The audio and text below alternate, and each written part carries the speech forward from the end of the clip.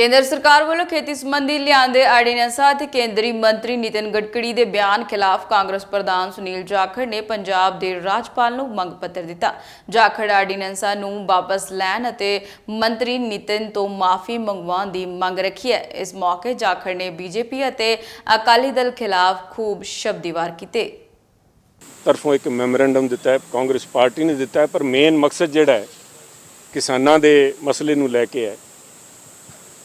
मेरा मानना है जिहड़े मोदी साहब की सरकार ने जिहड़े ऑर्डीनेंसिस पास किए है, जिहड़े सो कॉल्ड सुधार जो कहते हैं भी खेती सुधार जिहड़े लैके आए, 3 ऑर्डीनेंस कानून जिहड़े इन्होंने पास ऑर्डीनेंस के थ्रू किए है, तो उसदे बाद गडकरी साहब ने जिहड़ा तड़का लाया है उस तो एक गल स्पष्ट है, वो गल आ स्पष्ट है भी हुण किसानी ते लॉकडाउन लाण लगी है मोदी साहब की सरकार। This is a step towards lockdown on farming operations.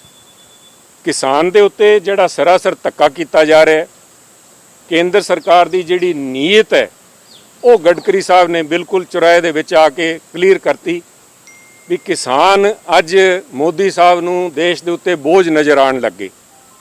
उस दे खिलाफ असी अज गवर्नर साहब नूं मैमोरेंडम दिता है कि इस कानून नूं वापस लिया जाए।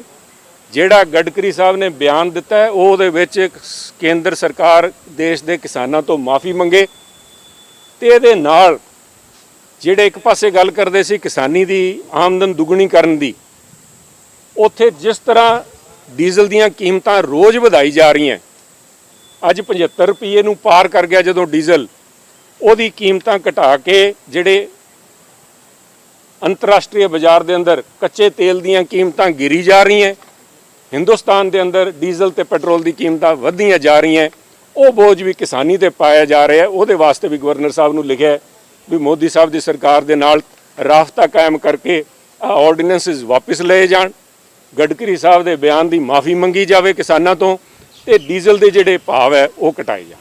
सर गडकरी साहब ने एक दोबारा स्टेटमेंट दी, वो कहते कि MSP केंद्र नहीं तोड़ेगी, उन्होंने बयान को गलत तरीके के नाल पेश किया।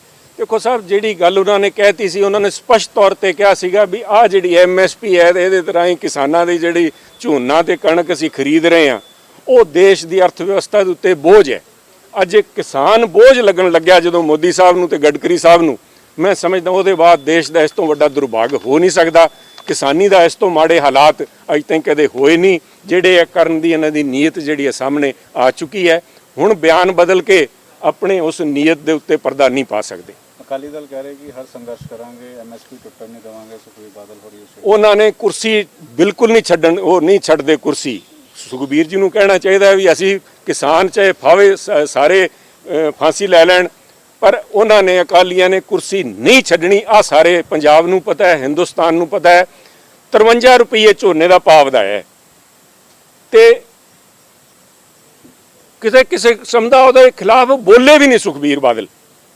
वो अकाली पार्टी जिन्हें सारी उम्र किसानी के नाँ के उत्ते ते धर्म के नाँ के उत्ते राजनीति की होवे, ते उस तो भी वड्डी गल है इत्थे आके बयान छड्ड रहे है भी कैप्टन साहब किसानों नूं आ जिहड़ा हुण जिहड़े प्रवासी साडे मजदूर बाहर तुर गए दे करके जे झोने की जिहड़ी लवाई है उहदी कीमतां वध गईयां, उहदे वास्ते किसानां दी मदद कैप्टन साहब करन, कांग्रेस सरकार करे। मोदी साहब तो एडे डर इन्हां दे खौफ अकालियां दे दिल 'च है कुर्सी के नाम तो भी कुर्सी ना सानू छड्डनी पै जे। इस करके अज मैं समझदा भी साडा जिहड़ा शिकवा है पंजाब के किसानां दा बीजेपी दे नाल तां शिकवा है, क्योंकि बीजेपी ने अज तक कदे अपने आप नूं किसानां दी पार्टी नहीं किया, ना ही किसानां नूं इस तो इलावा कोई होर उम्मीद सी मोदी साहब तो। मोदी साहब ने तो यही करना सी, साहूकारां दी पार्टी है बीजेपी।